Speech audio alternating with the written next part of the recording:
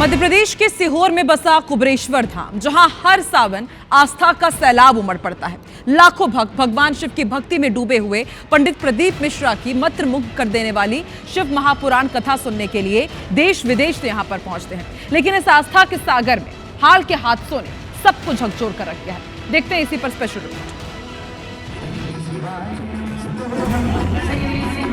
पंडित प्रदीप मिश्रा, जिन्हें सीहोर वाले बाबा के नाम से जाना जाता है, उनकी कथाएं भक्तों के लिए अमृत समान है। उनकी साधारण भाषा, भक्ति और जीवन के टोटकों ने उन्हें लाखों लोगों का चहेता बना दिया है। सावन के पवित्र महीने में कुबेरेश्वर धाम में आयोजित उनकी शिव महापुराण कथा और कावड़ यात्रा में लाखों श्रद्धालु उमड़ पड़ते हैं। लेकिन इस बार यह आस्था का मेला त्रासदी की छाया में आ गया।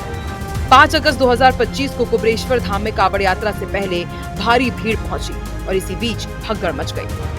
इस हादसे ने कई जान ली थी। 3 दिनों में कुल 8 श्रद्धालुओं की मौत की खबर ने पूरे देश को स्तब्ध कर दिया है। स्थानीय लोगों और परिजनों में गुस्सा है। उनका कहना है कि प्रशासनिक लापरवाही और अपर्याप्त व्यवस्था ने इस त्रासदी को जन्म दिया। पंडित प्रदीप मिश्रा की लोकप्रियता बुलंदियों पर है, लेकिन विवाद भी उनके पीछे पीछे चलते हैं। लेकिन सवाल ये है कि आस्था के समंदर में क्या भक्तों की सुरक्षा की अनदेखी हो रही है? कुबेरेश्वर धाम की एक कहानी आस्था, भक्ति और त्रासदी का मिश्रण है। भक्तों का विश्वास अटल है, लेकिन अब समय है कि प्रशासन और आयोजक इस विश्वास की रक्षा करें, क्योंकि आस्था का ये मेला तभी सार्थक होगा जब हर भक्त सुरक्षित घर लौटे। धार्मिक आयोजन में भीड़, क्राउड मैनेजमेंट की असफलता और अव्यवस्थाओं की खबर, मानो पिछले कुछ दिनों में ये सारी बातें रवायत बन गई। बार बार धार्मिक आयोजन में हादसे हो रहे हैं। सीहोर के कुबेरेश्वर में भी वही हुआ। पंडित प्रदीप मिश्रा के आयोजन में भगदड़ से 8 श्रद्धालुओं की अब तक मौत हो चुकी है और फिर से अव्यवस्थाओं पर सवाल उठ रहे हैं।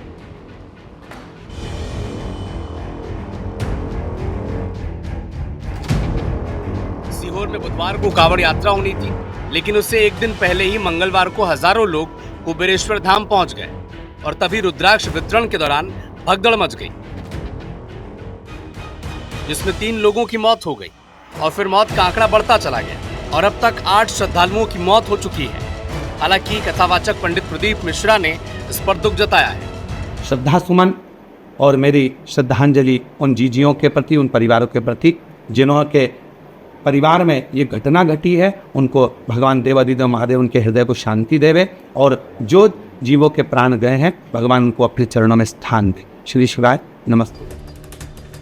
इस हादसे के बाद कांग्रेस ने इस तरह के आयोजन पर सवाल उठाए हैं और सरकार से मौतों की जांच कराने की बात कही है। मैं समझता हूँ कि कानून से बढ़कर कोई नहीं होता है। अल्लू अर्जुन पे भी कार्रवाई हुई, एक्टर पे। विराट कोहली एक खिलाड़ी है, पूरे देश में उनको नाम जाना जाता, विश्वविख्यात है।